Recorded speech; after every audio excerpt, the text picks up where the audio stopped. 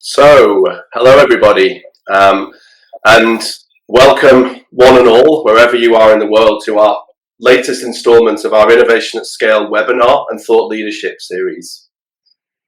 Just a bit of housekeeping before we get started. The format for today is going to be similar to other recent webinars that we've run in terms of we'll share our thoughts and insights up front, and then there'll be plenty of room for questions and hopefully some good thoughtful discussion in the second part of the session that we'll come on to. With that in mind, please note that there is a questions option in the software, in the platform that you've logged into today. So just sort of familiarize yourself with that. I'll be keeping an eye on those questions as they come through, and we'll pick those up as part of the Q&A session at the end. But please feel free to drop them in as we go, as I'm sure you'll be inspired and have those questions that come up as Mike and Andy are talking today. Just so that everybody knows, we are recording the webinar and we will share a copy of this with you all after the session today for you to re-reference and also to share with others in your networks, in your teams, etc., etc. You may occasionally during the course of the webinar see things pop up on screen, and the software allows us to share links with you in session. And as such, if we reference certain content or future events, we'll try and share those in easy ways to make sure that you can access them as we go forward. We'll also, of course, share them in the follow-up afterwards. So the housekeeping stuff done. So for those of you that don't know me, I'm Simon Hill and I'm the founder and CEO of Wazoku.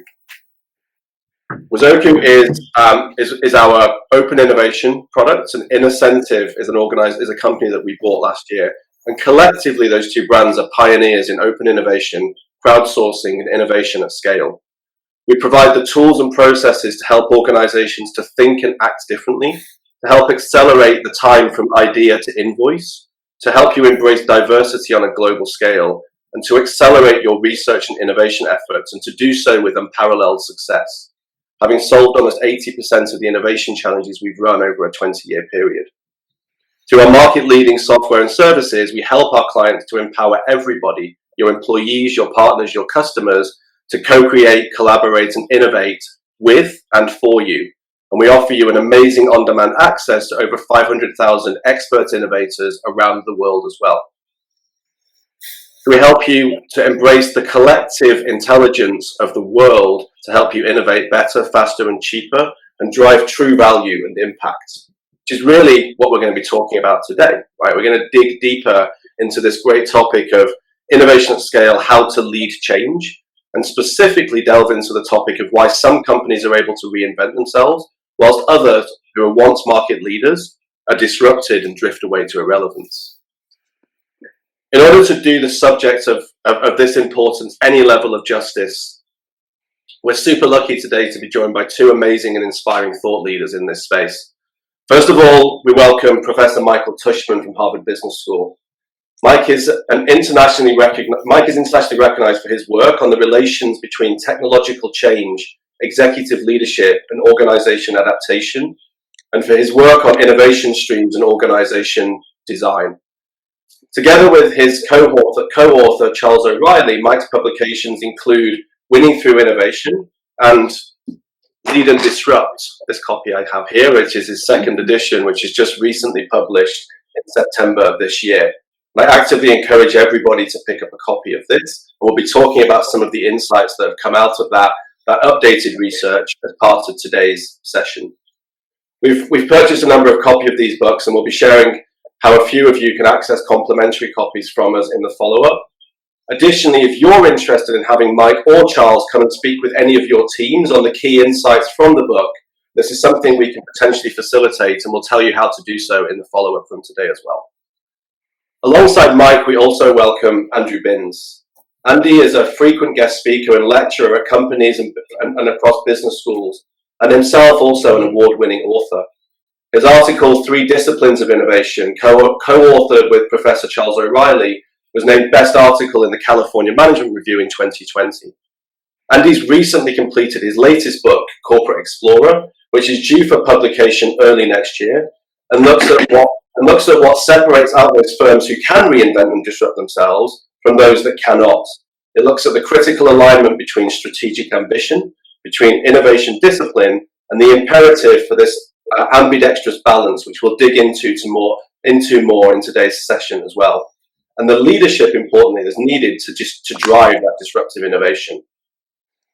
Alongside this, Mike is the chairman and Mike is the director at Change Logic, an innovation consultancy they founded. You may have seen in the last couple of days press around the fact that Wazoku and Change Logic have recently signed a partnership. We're excited to combine our proposition with the proposition of Change Logic to help drive impactful innovation for global companies. Again, if anybody wants to know more about that off the back of us all talking today, we'll be sharing more insights with you all, and you can reach out for more information. So that's the introduction, right? That's the background. You know a little bit about me, and I've given a brief introduction to Mike and Andy. We've broken this big topic down today into three sort of subtopics.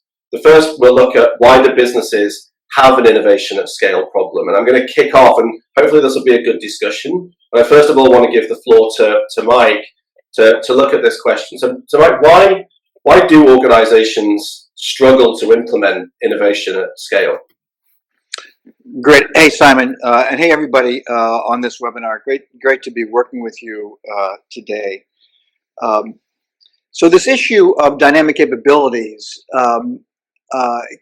can we go to slide 5, everybody? Simon has already teed this up, that those of you who are clients of Wazoku know that it is super difficult for incumbent organizations to deal with outside technical change. And one of them these days, and never mind COVID, is this notion of open distributed peer innovation. And on average, incumbent firms, and this is just a list of a few of them, don't do well in the face of outside shocking change. The reason for that, Simon and audience, is the peculiar relationship between prior success and future success. That is, those most successful firms, whether they be Sibagagi or more recently Lululemon, those firms that are doing super well, in a language that we use, exploit their existing strategy, on average don't do well when they have to explore into new spaces. And one of the basic ideas of the work that Charles, Andy, and I have done, both in terms of research and our work with clients, is that dynamic capabilities are rooted in both exploiting your existing strategy better than anybody in the planet. By the way, that goes for me at HBS, and exploring into new spaces. The problem is that successful firms almost always, because of inertia in the systems, structures, cultures, and capabilities, almost always inertia in the exploit organization trumps the ability to explore. So that is the tension, is the firm's existing capabilities and structures and cultures and leadership team almost always have a whole bunch of great ideas. But when it comes to going to scale, they kill them. And so one of the tensions is exploit trumps explore. And by the way, those of you in the audience who are exploratory organizations, entrepreneurial organizations, you have the reverse problem. Is almost always those firms that are great at exploration don't do well at going to scale. That was the Lululemon challenge. Is they're great at innovation, but they're terrible at going to scale. So the challenge that Andy, Charles, and I work on, and Change Logic works on, is helping organizations simultaneously do what they do currently better than anybody in the world, and to explore into the future and fight against this inertia, Simon. Yeah, we're going to dig into this concept of corporate ambidexterity that I referenced a little bit earlier as well, a little bit more. You mentioned this sort of subscale and the ideation piece of this. So the focus of many teams is on generating new ideas from employees, from crowds, stuff that we at Wazoku know very, very well. You guys have championed open innovation. You've done lots of research around this, written lots of articles on it. And you've spoken a little bit now about this organizational inertia and this challenge that they have in sort of collectively patting their head and rubbing their belly at the same time, right? Like what can you pull out of that? What are you seeing? Yeah. It's still within the core of the problem, right? Yeah, great. And particularly for Wazoku and this notion of open and distributed and peer innovation, crowd-based innovation, it's not only inertia that holds firms hostage. And again, when I say inertia, when I say organizational inertia, I'm talking about culture and structure and capabilities and strategy and the inertia in senior team. But even more fundamentally, Simon, what we've discovered more recently, particularly in this research on open innovation, is the challenges of identity. Where we first discovered this was one of my students, Hila Lifshitz, did a piece of research at NASA and the impact of open innovation on the researchers at NASA. And it wasn't so much inertia that the NASA scientists rejected open innovation. It was an identity threat. That the identity of the scientists was I pose problems and I solve problems. And when Jeff Davis said, wait a minute, we have open innovation here. They said, no, I pose problems and someone else solves them. This is way more general than NASA. This issue of identity, and I think that is particularly accentuated with what Wazoku does, is the crowd, is a profound both professional identity threat and an organizational identity threat. And on average, when firms face identity threats, bad things happen. And one of the key things that we do at Change Logic is help organizations deal with both professional and organizational identity transitions. I think that feeds a little bit into, and I do like this topic. Sorry, Andy, I'll let you jump in a sec. I do like that topic a lot into the not invented here syndrome as well. Right? I guess there's but Simon, what's key here is the following: the not invented here has been around forever, and it is true. And that to me is partly this inertia thing. What Hila discovered is this not only not invented here, but there's also this professional identity, personal identity, that is, I think, even more profound than NIH. And I think it's accentuated with what Wazoku offers is, wow, we get solutions from the crowd. And that in a world where everything can be modularized and the cost of computation and communication drop to zero, like that is the future. But that poses gigantic identity threats for organizations. Were you going to jump in, Andy? Yeah, I was, because generating ideas, ideation, is at some level what innovation is all about. Right? It's the promise that we can solve old problems, new problems in exciting ways. And there's almost an addiction that we have to generating ideas.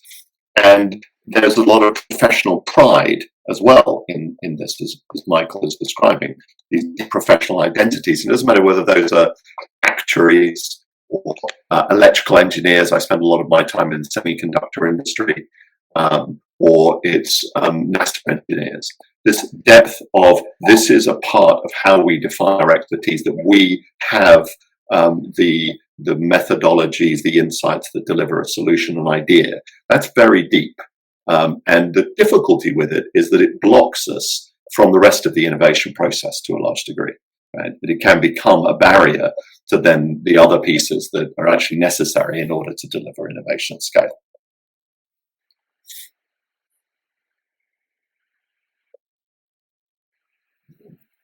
And the way we think about it is ideation, incubation. I think Simon's gone this way. It's the pause. It's awkward. He's back. Sorry, my internet. Classically, my internet dropped. Apologies. Okay. So I was just going to go on and say, we talk about ideation, but ideation really is just one discipline, and you've got to be. It's really important to have a vibrant internal crowd, external crowd, diversity of inputs, challenge to the professional identity that typically delivers solutions.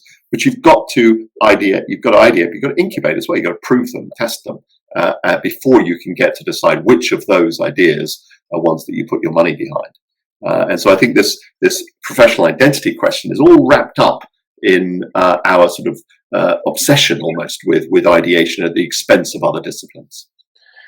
Yeah, I think hopefully you guys can hear me again now. Sorry about that. Yes. Typical in the middle of a webinar.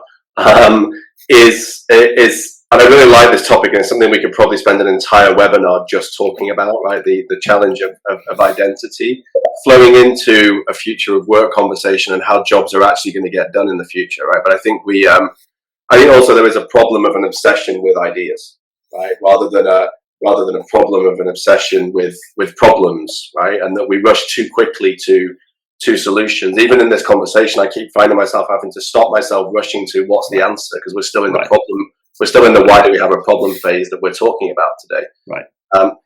But given that we can't go too deep in today's, and I'm very happy to come back and do more deep dives into any one of these subjects with you guys on another time, I'm going to skim across these a little bit more, and then maybe the questions will dig us a bit deeper into certain areas. But in this last sort of topic on the kind of causes of the problem, right? Like, so why do we have this inherent subscale challenge within much of the innovation work that we do?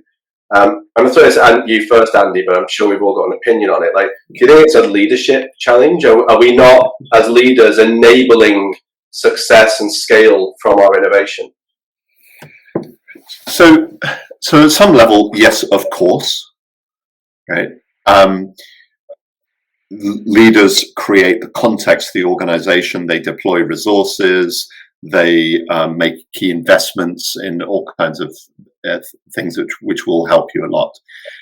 And I don't think we understand this challenge unless we pull out one pretty important thread, which is that when Mike talked about core and explore, existing business that you have that you're driving profits from, and the explore that you're moving into, where your innovation, either in a small or a big way, sits. And what I think we as innovation managers, consultants, academics need to re-emphasize is that the people in the core are acting rationally. It is a rational choice for a business that has to generate profits to want to protect at some level that business from uncertainty. And any innovation represents uncertainty. Yeah? And so I think that does lead with leadership, but it's how can we help leadership both to put in the place the sort of the structures around managing uncertainty, but also some of the recognizing what it means to measure it, what it means to have the skills to do experimentation and so on.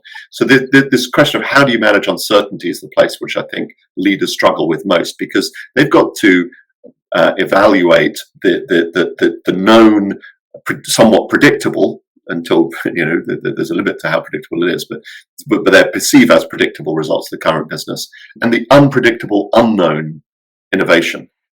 And until they can learn to bridge these two, so that they can have more ability to measure the unknown, the uncertainty, it becomes very challenging. And so that's where we put a lot of our focus, working with leaders, is so that they can have more confidence about the innovation. Can I? Simon, I'm not sure the timing. Can I just build on what Andy just said? Please do. Yeah, the issue, at the end of the day, this is a leadership challenge, this notion of dynamic capabilities. And first of all, let me just say that most existing senior teams don't do well. On our research in this topic, on average, 90% of the senior team has to change in order to do this. And leaders come from outside to lead a change that should have happened years earlier. So the issue is the leadership team, and what I do as an educator on campus is have that 90% go to maybe 80% or so. But this is like a super difficult job for leaders, partly because of the uncertainty that Andy just described.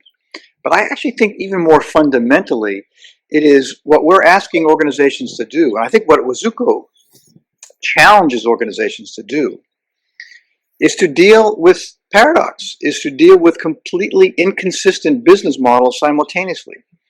And leaders have trouble moving into contradiction, moving into inconsistency.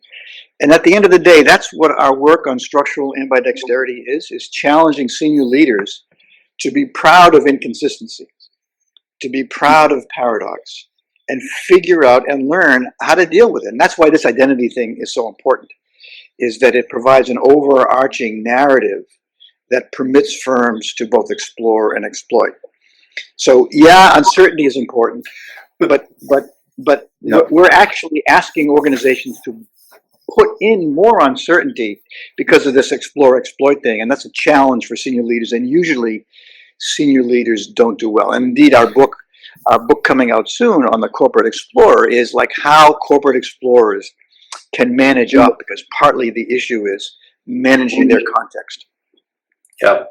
I think you've kind of allowed me to segue us quite nicely, because we've all referenced it a few times today, this topic of the ambidextrous organization. So I'm going to leap us now into more of the solution space. Right? So we understand, and it's deeply complex, and I'd love, part of me wants to just dig deeper into that first topic of the problem itself, but into sort of topic two then, potential solutions. Can you just talk a bit, Mike, about this concept I love of the ambidextrous organization? What is it? How does it help? Like, just make it a bit more real for people. Yeah. So let me sort of talk about our point of view on how to deal with this challenge of inertia, and work that Charles and I have done, our students have done, the work we've done with Change Logic and with Andy and our colleagues, is this structural ambidexterity. And basically the logic is the following. If in the exploratory work there's something to leverage, let me say it differently. If there's nothing to leverage, we want to spin out the exploratory capability. If, however, there's something to leverage, we don't want to do that. We want to have what we call a structurally ambidextrous organization, where you split exploit from explore. You split today from tomorrow. You split profitable from unprofitable. So it's high differentiation. You've got targeted integration where there's stuff to leverage. So at HBS, we have split what used to be called HBX, which was our online, digital, never come to campus strategy. It was like 2 miles away from campus. It was a high differentiation. But you target what we can leverage. And at HBS, it was research. At Havas, it was, our capability on advertising. And we do not want to split out victors and spoils from Havas. We want to integrate it. So high differentiation, targeted integration where there's stuff to leverage, and really strong senior team integration. That's what we mean by structural ambidexterity, is we create HBX separate from our campus, HBS, targeted leverage on faculty research, because we want to leverage that faculty research around the world, and really strong senior team integration, that is the dean and HBX leader and the exec ed leader. They deal with these trade-offs at the senior team level. In our work, the structural ambidexterity, as a way to take advantage of exploration, the structure part we find, Simon, is pretty straightforward. It's easy to do structure. It's easy to do targeted linkage. That's also a structural form. It is super hard for senior teams to deal with this contradiction. And that's where we do most of our work, is partly with the structure, partly with the linkage, and partly with the senior team, and helping them take ideas from Wazoku, for example, and then going to scale. Because again, at the end of the day, ideation is pretty straightforward. A lot of people do it. Incubation is pretty straightforward. A lot of people do it pretty well. Going to scale, wow, that's much more difficult. And that is the leadership challenge that comes with ambidexterity. When we're, Andy, I'm not sure if you can hear us or not. I think everyone keeps bouncing in and out a little bit. Yeah. But when we're thinking about this concept of ambidextrous and ambidexterity, are we thinking about this in terms of just big game-changing ideas, or is this a more holistic concepts and construct across the organization? So for me, the principles apply regardless of how sort of radical the innovation is.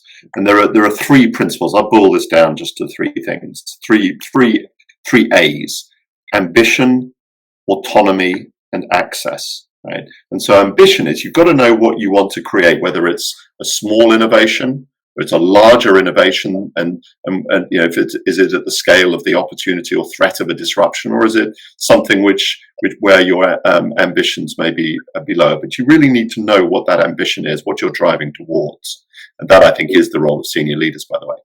And then autonomy, that you've got enough separation from these pressures of the core business that you can operate with your own working practices and processes that allow you to function well. And then finally, access, to Mike's last point. You can come back and leverage some of the assets of the core business, whatever it might be. And sometimes an innovation is only a degree or two away from the core business. It's not really far. Sometimes it's a long way. But those principles of ambition, autonomy, and access still apply in terms of designing how to give it enough space to succeed.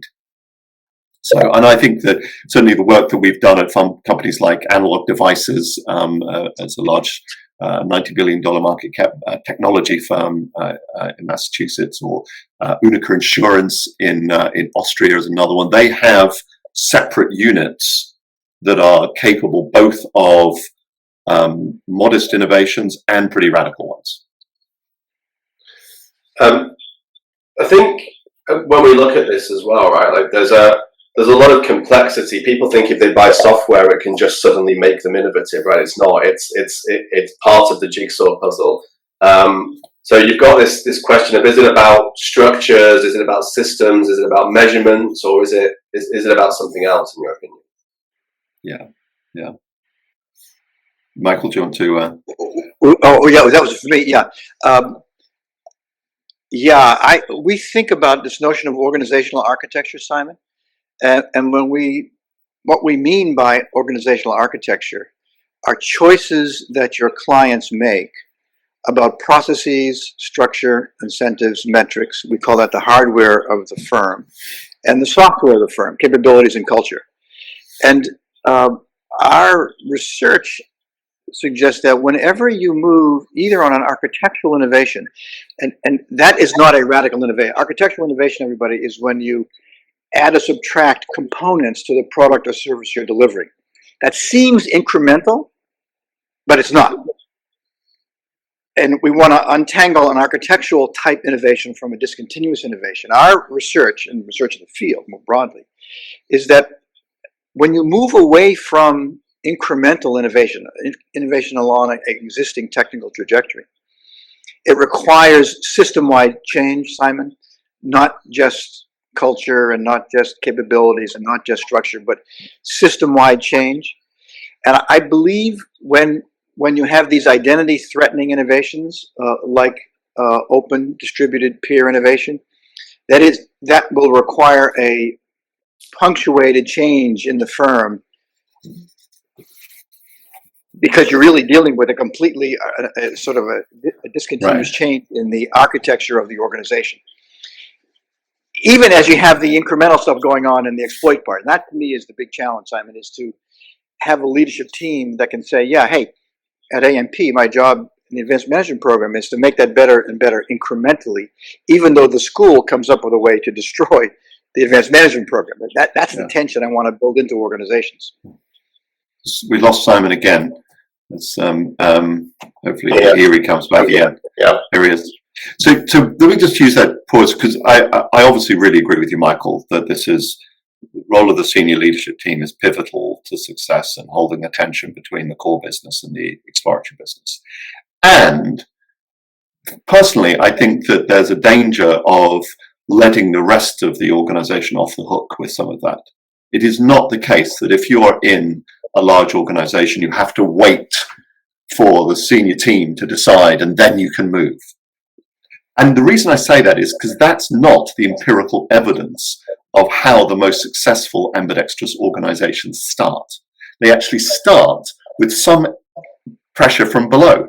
There will be an individual, we call it the corporate explorer, who has some insight about what kind of business opportunity they see, what kind of problem in the world they want to solve. And they build around themselves a coalition of people, and we could talk more what it takes to assemble such a coalition. And yes, they're going to need to find at least one senior team member who's going to be their angel, right? Who's going to come in with a little sponsorship to get them started and resources and so on.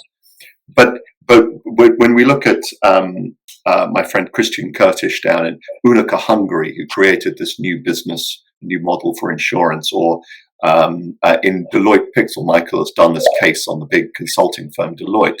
Balaji Bondili creating Deloitte Pixel from within, or Kevin Carlin at Analog Devices creating this condition-based monitoring of machines, a totally new business model.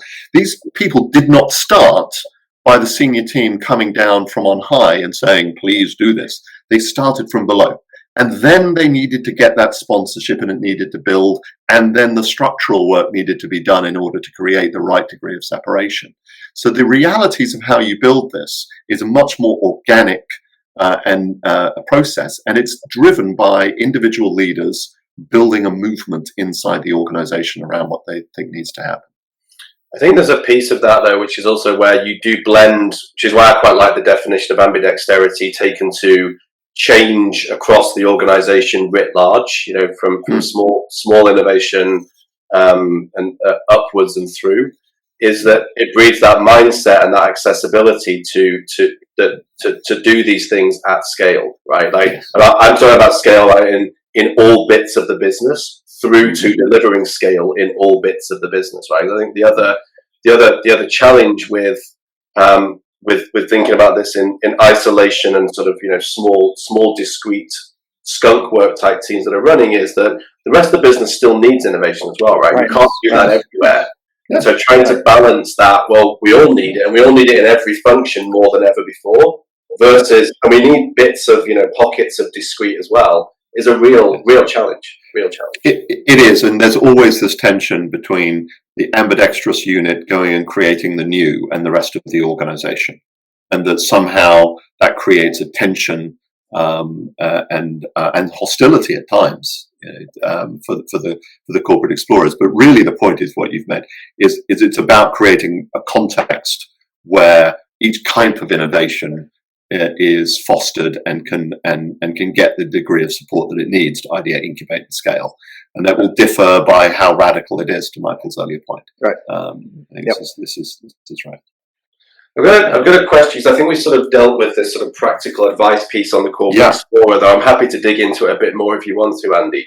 It's a question to Mike, and it's the idea is around how do you lead for this type of stuff in an organization. I might extend it one bit further and say, who is leading for it at the top of the organization as well? Because one of the problems with innovation is it's a job title for everybody in a business. You may have a chief innovation officer, but that's not really going to be a catch-all either. And I think one of the big challenges that innovation has in big companies is it lacks a natural, cohesive C-level owner in terms of it as a thing that is as important as it is for the business. There's probably nothing else inside large companies that is so important that doesn't have a discrete owner, right? So is there a natural owner for this in the business? And if so, who should it be? And then sort of digging more down into at a more organic level, how does that actually happen how does this stuff actually happen in organizations? Yeah, great question, Simon. So let me answer that question through a couple of examples.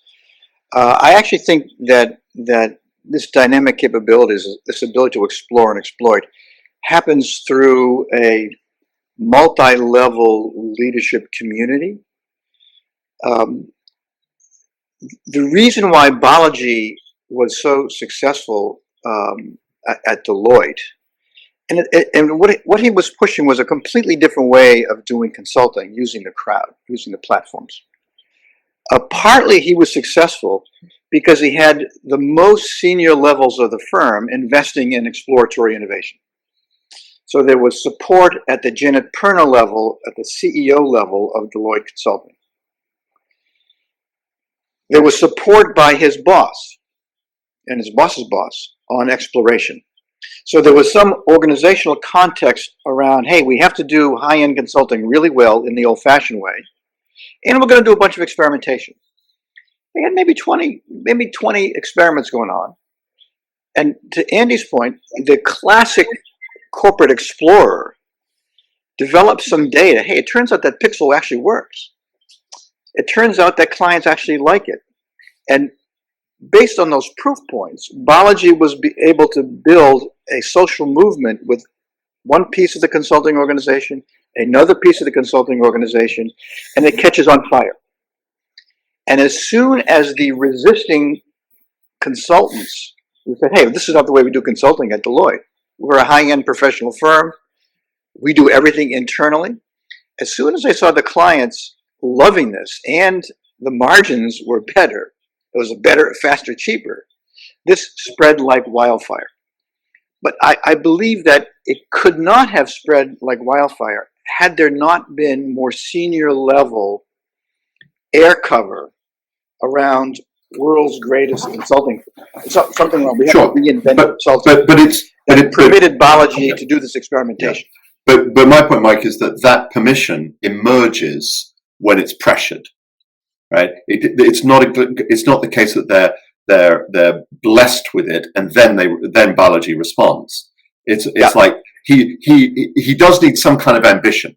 He does need somebody who's like wants the business to grow, wants the business to move, and then take that license to explore, and then put pressure on them to deliver the kind of leadership you're describing.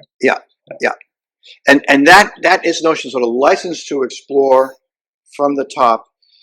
The whole notion of ideation, then you incubate a bunch of things, and at some point, someone's got to make a call and going to scale. And it's easier to make a call when you go to scale when you actually have some data. You have some data that the clients love it. It's better, faster, cheaper, and then it's way easier to go to scale. Now, and then you go to scale through this social movement, power, and politics stuff.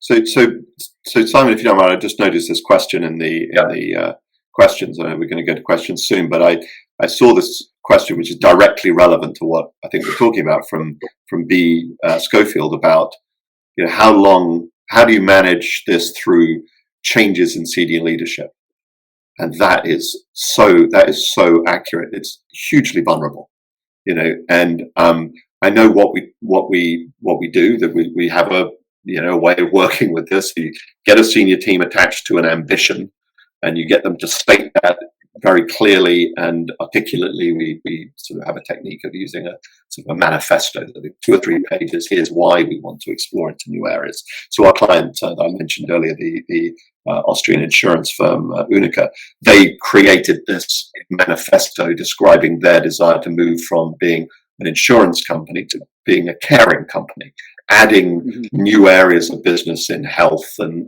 so on. But it's still vulnerable to changes in leadership.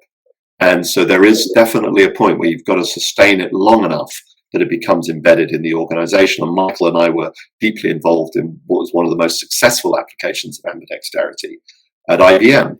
And it lasted 10 or 12 years. And then IBM lost the plot. There's no question. I think it's getting it back now under its new CEO, but it lost the plot. So there was always this vulnerability. No matter how many systems and processes, you're still going to rely on some leaders to carry this through. Yeah, no, I completely agree, and I think I was just looking at those questions as well. So we should probably start to draw towards a close. We can start to pick on some of those. So quite often this can feel quite big and scary. We go into organizations and talk about innovation at scale and the concepts of sort of unbounded innovation potential that's being very, very inhibited by all kinds of things we've touched on bits of today. So how can companies get started, right? Like, does this have to be big and scary, or are there some easy-ish steps that people can take? Yeah, I guess my reaction is that whenever you get into the world of exploration in the context of a successful organization, Simon, that it's scary. I'm not sure it's big, but it's scary. Because it violates the culture, and it violates our traditions, it violates our history, and frequently violates our identity. So at NASA, Gila's study at NASA, this was Jeff Davis was a middle-level manager. It wasn't a big innovation, but it certainly was scary. And what scares organizations, I believe, at the end of the day, is this identity, who we are and what we do. And if there's a value that we add, that outsiders can add, is to help leaders get in touch with the power of emotion, the power of identity in permitting their firms to do multiple things well simultaneously. So I don't think it's so big. Or for example, at Lululemon, there's a tiny nothing organization in Canada, like nothing. And they're trying to go to scale. And what Christine Day does is help them get in touch with who they are and what they do, and then do multiple things well simultaneously. They do Vancouver really well, and then they move, abroad really well. So it's not necessarily big, but it's scary. Yeah. Right. Any parting thoughts on that, Andy, before we jump in? Yeah, just quickly. I get what Michael's saying, and I think most of us can't solve the identity question of corporations. And so our best approach is to be driven by some insight about a problem you want to solve in the world, and build from that a case that may challenge the identity, but you do so by building these allies and advocates around it over time. And I know this works because we've seen it done in our new book, Corporate Explorer. We tell these stories of leaders who've done it, and I think it's hard, but it is very doable. But you've got to start with a problem in the world you want to solve, and then you can build your ideate, incubate practices around those, and your movement around that to make. And the place where people struggle most is they're obsessed with the technology or the product, and they spend too much money too quickly. And as a consequence, you develop a bad reputation for the innovation. You start slow and be very anchored in a problem in the world you're solving. Sorry, Michael. Yeah, and that underscores the passion of the corporate entrepreneurs around that problem.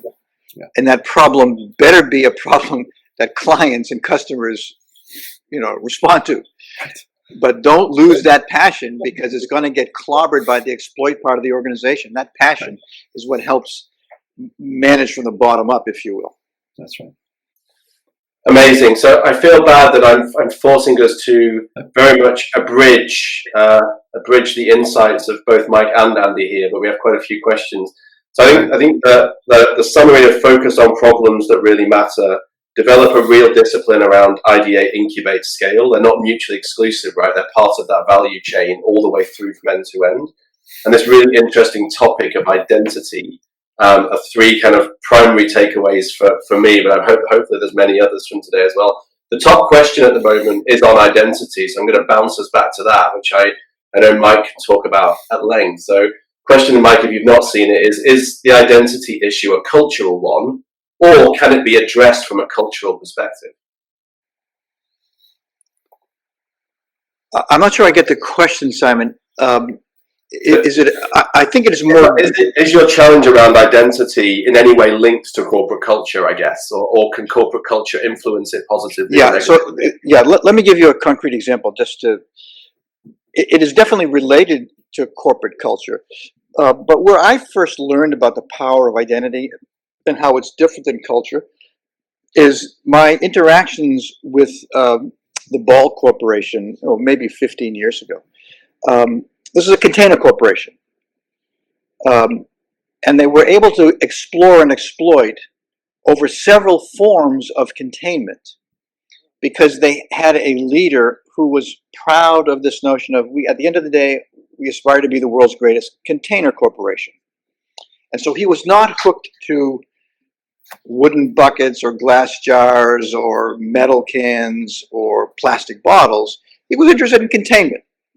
And that permitted a culture that operated in an exploit mode and explore mode simultaneously. At HBS more recently, the reason we're able modestly successfully to do old-fashioned education and completely new ways of doing executive education is because we have an overarching identity of creating leaders who make a difference in the world.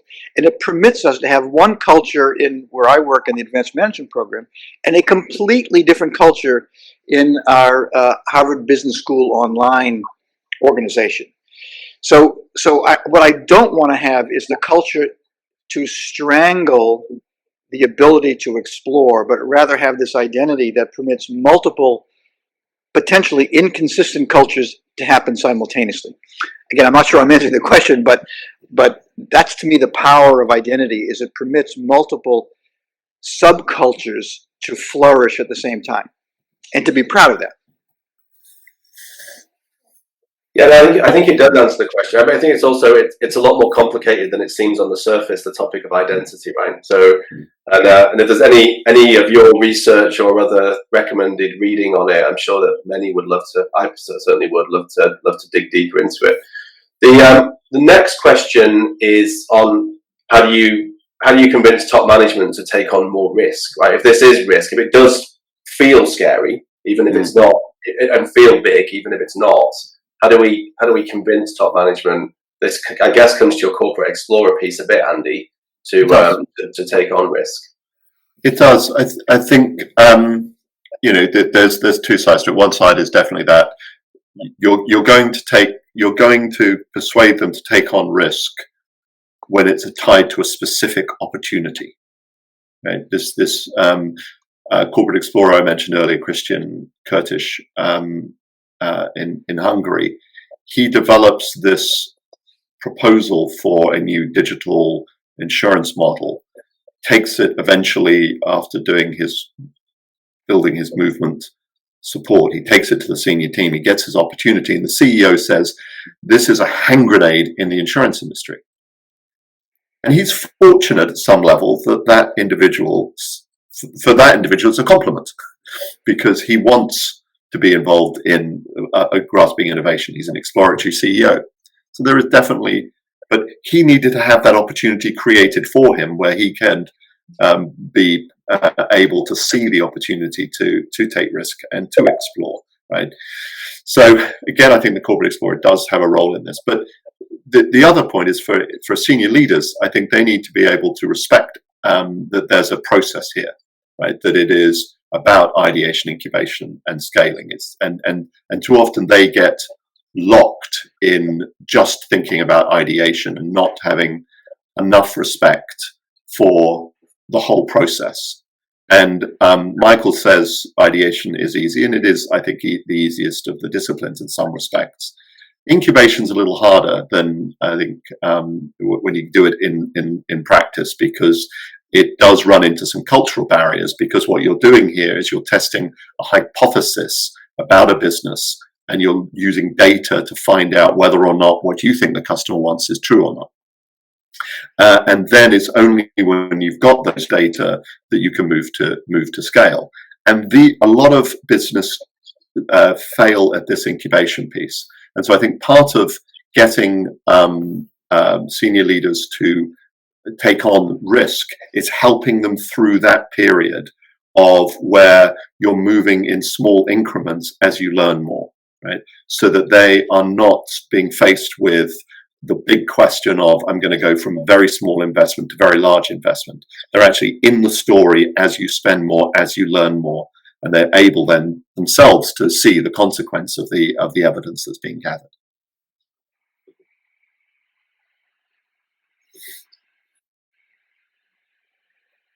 Is he gone again? No. I think we lost sight. We could choose a question of our own. Sorry, I don't know what's going on with my internet. It's been perfectly fine forever.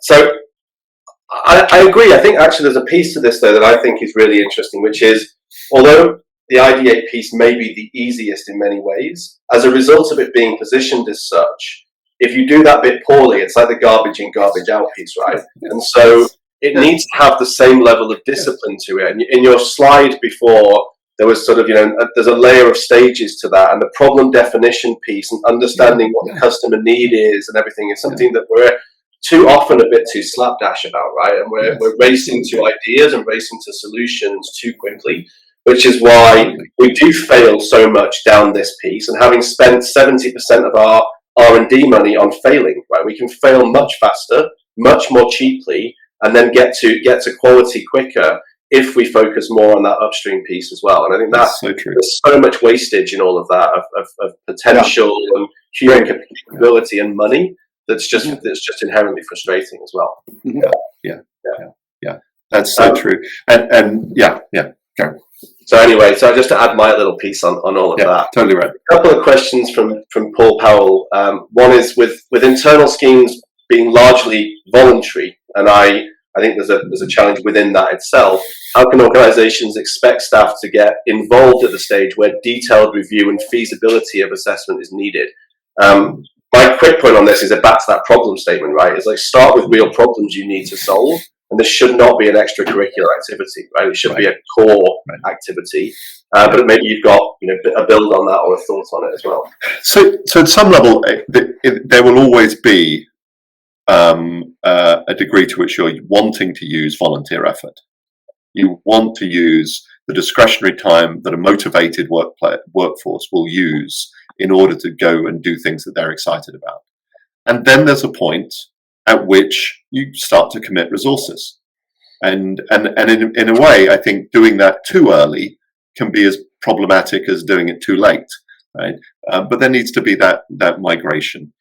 So I like to encourage our clients to start with volunteer effort, start with high participation, properly scoped, as you were just describing, Simon, around a problem, around the sort of areas that the company wants to invest in, but to then allow the internal crowd to take hold of the ideas and drive them, and then start to commit resources once you have some evidence that this is something that's worthy of further work. And it means having some kind of system. I think that the firms that have a really good way of managing you through or through this idea incubate scale piece is good. Like our friends at Bosch have a great system for doing their business accelerator, or Intel for many years have had this emerging growth sort of process that they use. These things really help support that migration from volunteer to committed and serious.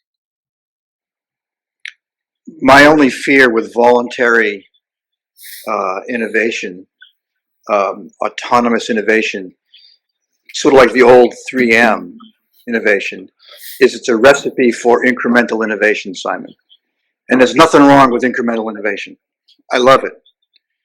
But if you want architectural and discontinuous, relying on volunteers is not going to hack it, because there's too much inertia against architectural and discontinuous.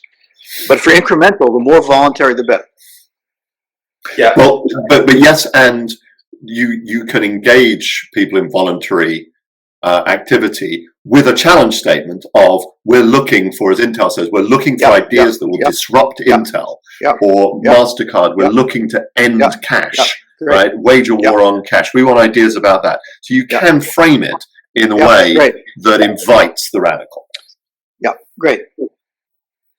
Yeah, I think we think about this kind of idea of an innovation operating system, which I think blends the ambidexterity piece, right? It's like it's something that connects all the different bits together. So the left hand knows what the right hand is doing in many senses. Mm-hmm. Sometimes those need to be informal and autonomous. Sometimes they need to be, quite well coalesced, and sometimes they need to be internal, and sometimes they need to be external, right? There's a question in here. Is working with startups through external incubators and accelerators the right thing to do to circumvent the identity threats? I don't know if it circumvents it or not, but so there may be two parts to that question. But how do you view that sort of external collaboration, co-creation? Yeah. Andy, I'm happy. You want to take it? You want me to take it? You go ahead.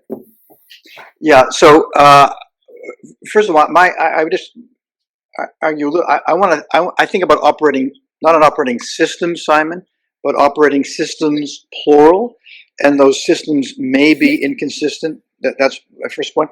My second point is, I personally am indifferent whether you explore through acquisitions or alliances or joint ventures or whatever. It can be done organically or not organically. It still raises the issue of going to scale. So even if you do acquire, even if you do have this alliance, even if you do have this joint venture, it's great for ideation, it's great for incubation, but it still challenges the organization to go to scale.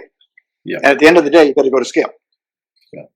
And this, I think it's absolutely right, Michael. And that the acquiring startups is a good way of engaging in building capabilities externally and so on. But there are two issues here. First one is, the reason corporations can beat startups in terms of leading disruptive innovation is because they start with all of the assets that startups find hard to assemble. And so, yes, you can use some startups to complete your capabilities, which is my second point, but don't lose sight on what you already have and the importance of leveraging that. And so we think of this as being not inorganic or organic startups or incumbent firms, but rather, what's your ambition and how do you assemble your assets towards that ambition, be they acquisitions or be they partnerships or building new things or leveraging what the firm already has. I think that's a very nice way to slowly bring us towards the conclusion as well, actually. And I couldn't agree more. There was actually a really interesting article a few years ago in The Economist that was like, is now finally the time for big companies to fight back, right? It was like, you've got all these strengths, you're sitting on massive balance sheets, you've got all the things that small companies don't have. And I think we're seeing evidence that some of that is, but perhaps some of the other challenges that we've been talking about today are still need addressing. What are your final thoughts then before I kind of wrap us up from today? Because somehow 56 minutes have flown by. Can I ask you to just summarize what your key takeaways would be? Maybe Mike, you first. I guess my key takeaways for the audience is to at least to have the observation that exploit is a dead end. In 2022, it's just a dead end. There's too much changing in the world. And you and your organization and Wazoku and its clients have to figure out a way to both exploit and be proud of it and explore. And at the end of the day, it requires multiple operating systems and a senior leadership team that can handle it. And then with data, as Indy's been talking about, permit these corporate explorers to survive based on data and eventually lead their organizations through discontinuous change. So I guess that's my takeaways. Hard stuff, but doable. So I'm going to offer takeaways a slightly different way. I'm going to go to this chart, Simon, because I want to make a couple of particular points. The first one is there are some great resources out there, right? So Michael wrote this book, Winning Through Innovation, that talks a lot about this inertia question. Then the second edition of Lead and Disrupt has just been released with this fabulous foreword by Steve Blank. Steve describes this book as a revolutionary document. And then finally our new book, Corporate Explorer, which comes out in February in the US and March in the UK, and then across the world in due course. But I also want to say something about this, Simon, because I really am awfully proud that we have this opportunity to work with you and your team, because there is something significant that I think we're positioned to do that needs to be done, right? That there is a linking together of the energy that exists in organizations with a more strategic focus on how you engage senior leaders. And so I think this is a very exciting moment for us, and we're really delighted to have the opportunity to work with you and your colleagues. Yeah, I couldn't echo any of that more, Andy. So thank you for. I'm glad we got to tee those slides up nicely as we come to a close. So all that's left for me to do is a couple of things. One is personally thank both of you for giving up your time today. I know you're both very busy. Congratulations both of you on the books as well. I've read them both. Thank you for the copies of those, and I look forward to seeing yours, Andy, out in the actual market early next year. For everybody else, we've got a couple of other webinars coming up.